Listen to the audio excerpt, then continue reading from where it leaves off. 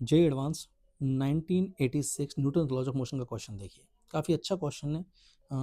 Frame of reference की definition के ऊपर क्या बोला है, और reference frame attach to the earth as inertial non inertial, इस पर हमको कमेंट करवाइए कि क्या होगा हमारे पास।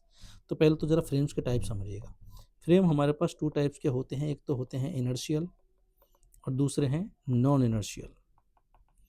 अब इनर्शियल फ्रेम और नॉन इनर्शियल फ्रेम इनके मोशन के बेसिस पे नहीं बोला है कि भई ये मूव करेगा या नहीं, इनके एक्सेलरेशन के बेसिस पे बोला है कि ऐसे फ्रेम जिनका एक्सेलरेशन हमारे पास जीरो हो, भले ही उनके पास वेलोसिटी हो लेकिन फ्रेम का एक्सेलरेशन जीरो हो, उन्हें इनर्शियल फ्रेम बुलाते हैं।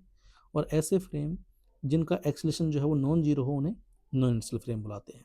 अगर कोई ऑब्जर्वर एक ऐसे फ्रेम में बैठा हुआ है जो कि सर्कुलर मोशन कर रहा है या घूम रहा है, तो घूमते हुए फ्रेम हमेशा नॉन इनर्शियल होते हैं, क्योंकि उनके पास घुमाने के लिए एक्सेलरेशन तो चाहिए ही चाहिए।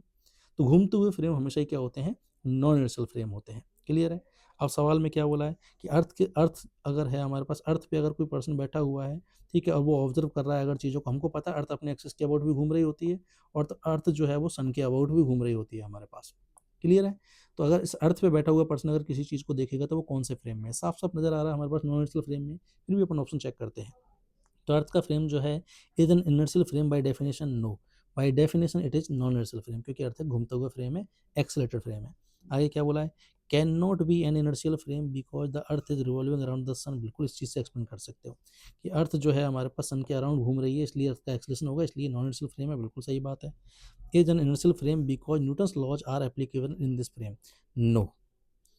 देखो यहाँ एक चीज़ आएगी समझ में आपको कि सर हमने जितने भी सवाल किए हैं, काफ़ी सारे सवाल वहाँ अर्थ को है ना इनर्शियल मान के डील किए हैं, लेकिन अर्थ रियलिटी में क्या है, नॉन इनर्शियल फ्रेम में। अब इनर्शियल मान के वहाँ डील क्यों कर लिए?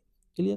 क्योंकि अर्थ जो है हमारे पास, जब अर्थ घूम रही है, हमने जितने भी मोशन नॉर्मली डील किए हैं वो क्या किए हैं, मान लो शॉर्ट रेंज के लिए किए हैं, कुछ मीटर चले गए, कुछ कुछ सेकंड्स के लिए और बॉडी जो है वो फ्लाइट कर गई हमारे पास। तो ऐसे में वेरी शॉर्ट रेंज के मोशन के लिए अर्थ के घूमने की वजह से जो हमारे पास सूडो फोर्स इस पे आएगा, यूनिवर्सल फ्रेम का जो सूडो फोर्स आएगा हमारे पास, उसका इफेक्ट वेरी शॉर्ट रेंज के मोशन के लिए उसका इफेक्ट नेग्लिजिबल होता है, इसलिए अपन उसको इग्नोर कर देते हैं। लेकिन यहीं पे अगर बात करूं कि मान लो मैंने इक्वेटर से लेकर के पोल तक एक रॉकेट को लॉन्च किया मान लो, या एक मिसाइल को फायर किया, तो यहाँ अब रेंज जो है वो अच्छी खासी हो गई, टाइम ऑफ मोशन भी अच्छा खासा हो गया। तो ऐसे में अब मैं सूडो फोर्स के इफेक्ट को इग्नोर नहीं कर पाऊंगा, यहाँ मुझे उसे कंसिडर करना ही पड़ेगा। क्लियर। तो शॉर्ट रेंज के लिए तो अपन क्या करते हैं, अर्थ को लगभग लगभग इनर्शियल की तरह ट्रीट कर लेते हैं, लेकिन जैसी रेंज बढ़ेगी, टाइम ऑफ मोशन बढ़ेगा, तो वहाँ पे अर्थ को नॉन इनर्शियल ही डील करना पड़ेगा अपन को। तो ऐसे में इसने बोला as an inertial frame because Newton's laws are applicable in this frame, no. ठीक है। अर्थ का जो फ्रेम है दैट इज नॉन इनर्शियल। क्यों हम उसे इनर्शियल मानते हैं, ये भी क्लियर हो गया होगा।